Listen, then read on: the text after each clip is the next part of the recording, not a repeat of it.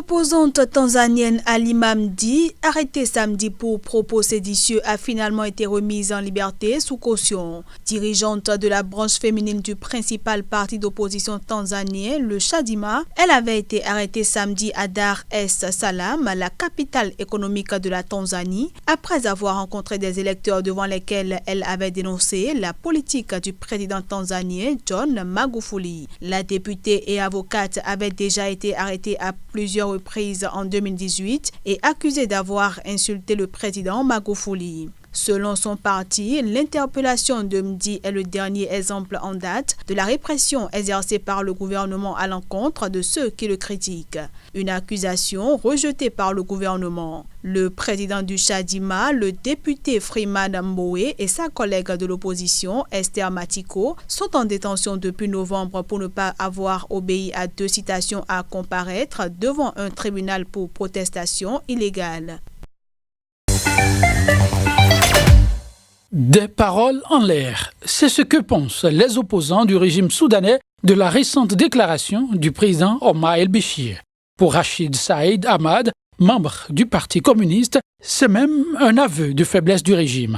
Ce régime n'a aucun moyen de sortir du bourbier dans lequel il s'est enfoncé au cours des 30 dernières années. Face au soulèvement populaire, Omar el-Béchir n'a plus beaucoup d'options, souligne-t-il. Alors que tous attendaient du président qu'il renonce officiellement à se représenter aux élections de 2020, Omar el-Béchir a seulement interrompu les activités d'un comité parlementaire qui travaillait à réviser la Constitution pour lui permettre d'effectuer un nouveau mandat. Des mesures de façade pour ceux qui réclament carrément un changement de régime. Réunis en plusieurs associations, tous ceux opposés à Omar el-Béchir appellent à la poursuite de la mobilisation en dépit de l'état d'urgence en cours. Pour la première fois, Omar el-Béchir a reconnu en fin de semaine la situation de crise dans laquelle est plongé son pays. Très isolé ces derniers mois, même au sein de son parti, le président soudanais a limogé de nombreux ministres afin d'être épaulé de ses plus proches soutiens. Le ministre de la Défense, le général Awad Ibn Auf, conserve son poste et accède au grade de premier vice-président. Un autre homme de confiance, Mohamed Tahir Ayala, est nommé premier ministre. Au niveau provincial, le président a remplacé tous les gouverneurs par des militaires, une armée qui continue de lui apporter tout son soutien. La présidentielle aura lieu dans moins de 2 mois. Chacun choisira librement. Chacun a le droit de défendre son candidat et d'être contre tout autre candidat. Les urnes trancheront de manière pacifique et civilisée, a déclaré Ahmed Ouyahia, écartant implicitement tout renoncement du président à briller en nouveau mandat. Plusieurs centaines de personnes ont encore manifesté dimanche dans le centre d'Alger, malgré un important dispositif policier, pour s'opposer à un 5e mandat que brigue le président Bouteflika. Âgé de 81 ans, ce dernier est affaibli depuis 2013 par les séquelles d'un AVC. L'alternative, c'est que le peuple choisit souverainement ses dirigeants. Les Algériens ont le droit, ce n'est pas un sous-peuple, ce n'est pas un peuple de colonisé, c'est un peuple qui doit être libre de ses choix. C'est à lui de choisir ses dirigeants. Nous sommes unis et indivisibles. Nous ne voulons plus de ce pouvoir. Nous devons tout ce qui est mandat. Ils ne vont pas nous arrêter. C'est ça. Mardi, nous sommes avec les étudiants de et tous les vendredis nous sortirons. C'est bon. Même si le pouvoir ne le comprend pas, le peuple a aujourd'hui fait son choix de manière définitive et nous continuerons à lutter de manière pacifique pour dire que le gouvernement doit partir et qu'on veut construire un état de droit dans le calme. Répondant à l'appel au changement lancé par les manifestants, le Premier ministre a souligné qu'en annonçant sa candidature, Bouteflika a promis, dans le cas où il serait élu, une conférence sans précédent dans l'histoire de l'Algérie. Il a par ailleurs appelé les Algériens à la vigilance car les appels à manifester sont d'origine inconnue et face au risque de dérapage dangereux. Les manifestations massives de vendredi ont surpris par leur ampleur et marqué les esprits en Algérie. Quant au chef de l'État, il a quitté l'Algérie dimanche pour un court séjour à Genève en Suisse où il doit subir des examens médicaux. Face à la persistance des manifestations, le président soudanais a durci le ton ce lundi. Omar El-Béchir a décrété que seules les manifestations autorisées par les autorités seront tolérées. Mais les organisateurs de la contestation ont appelé le peuple à descendre de nouveau dans la rue. Dans le cadre des mesures liées à l'état d'urgence, il a aussi précisé avoir autorisé les forces de sécurité à mener des raids dans des bâtiments où sont menées des activités suspectes ainsi que des fouilles corporelles. Omar El-Béchir a également banni la publication ou l'échange, y compris sur les réseaux sociaux, d'informations portant atteinte à l'État ou aux citoyens.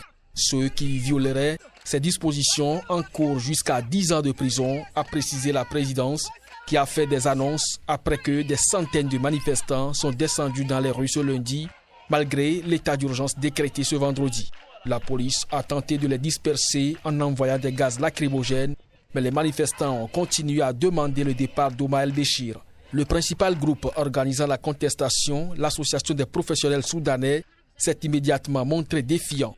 Le Soudan est depuis le 19 décembre dernier le théâtre de manifestations quasi quotidiennes déclenchées par la décision du gouvernement de tripler le prix du pain dans un pays en plein marasme économique. La contestation s'est vite transformée en un mouvement réclamant le départ d'Omar El-Béchir. Rejetant les appels à sa démission, ce dernier a toutefois opéré des changements dans les hautes sphères du pouvoir en limogeant le gouvernement.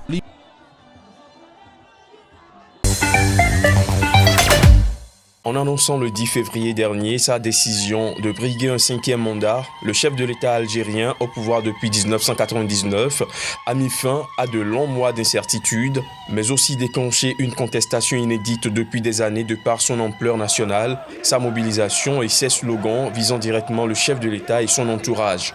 Ce mardi matin, environ 500 étudiants se sont à leur tour regroupés au cri de non au 5e mandat, Bouteflika dégage, Algérie libre et démocratique à l'intérieur de la fac centrale. Les agents de sécurité de l'université ont cadenassé les grilles pour empêcher les étudiants de sortir. Policiers et étudiants sont des frères ont aussi crié les étudiants aux membres des forces de l'ordre déployés en nombre dans la rue de l'autre côté des grilles. De nombreux étudiants ont brandi des drapeaux algériens. Pour éviter la confrontation avec la police, les étudiants de plusieurs facultés d'Alger ont décidé de se rassembler dans l'enceinte de l'université, a expliqué un étudiant en master de journalisme. Les policiers n'ont pas le droit d'entrer dans les universités, a-t-il rappelé. De nombreux autres rassemblements ont dans le même temps été rapportés par des médias ou sur les réseaux sociaux dans l'agglomération d'Alger et plusieurs villes du pays. Une centaine d'étudiants venus d'autres campus défilaient dans le centre-ville de la capitale sans que la police n'intervienne. En région, des manifestations avaient lieu à Constantine, Tizi Ouzou, Ouargla ou encore à Naba, d'après le site d'information Tout sur l'Algérie. Des enseignants et universitaires avaient appelé leurs collègues à être solidaires des étudiants ce mardi.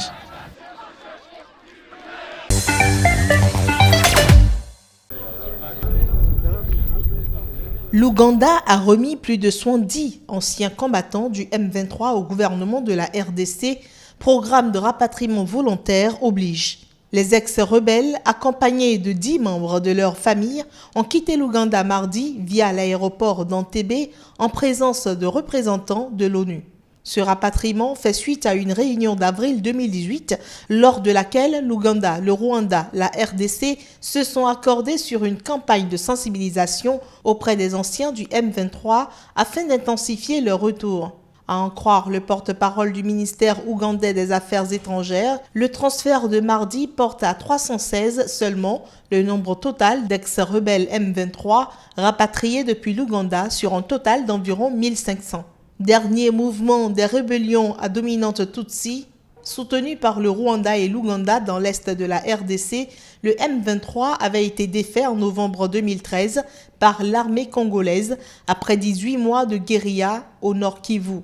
En décembre 2013 à Nairobi, le M23 et Kinshasa avaient signé des engagements, notamment pour ouvrir la voie au rapatriement de la plupart des combattants de l'ex-rébellion depuis l'Ouganda et le Rwanda, où ils avaient trouvé refuge en vue de leur réinsertion dans la vie civile.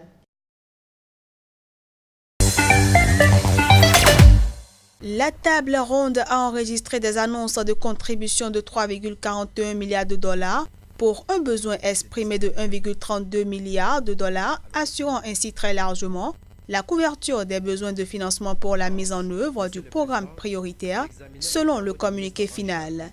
La Banque mondiale a annoncé une contribution de 1,5 milliard de dollars, la Banque africaine de développement 1,3 milliard de dollars, l'Union européenne 750 millions d'euros.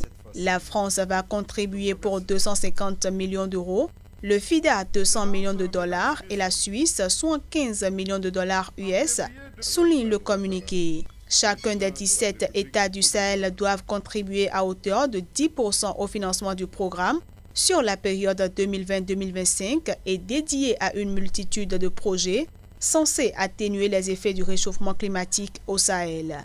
À l'issue d'un sommet ce lundi à Niamey, des chefs d'État de 17 pays du Sahel ont adopté un plan d'investissement climatique pour la région du Sahel sur la période 2019-2030 de 400 milliards de dollars qui englobe le programme prioritaire. Le Sahel, qui abrite plus de 500 millions d'habitants pour une superficie de 10 millions de kilomètres carrés, est extrêmement vulnérable face au changement climatique, ce qui fragilise à la fois les conditions de vie des populations et les écosystèmes, selon un document publié au sommet. Outre Mahamadou Issoufou, 4 chefs d'État, Idriss Déby Itno du Tchad, Roch Marc Christian Kaboré du Burkina Faso, Alpha Condé de la Guinée et Denis Sassou Nguesso du Congo ont assisté à cette première conférence pour le Sahel. Selon des sources sécuritaires et médicales, l'accident d'une rame a déclenché cet important incendie à l'intérieur de la station centrale Ramsès, la principale gare ferroviaire de la mégalopole égyptienne. La télévision d'État égyptienne a confirmé le bilan de l'accident. Une dizaine d'ambulances et autant de véhicules de pompiers étaient déployés devant la gare. L'entrée principale de la gare était filtrée par la police.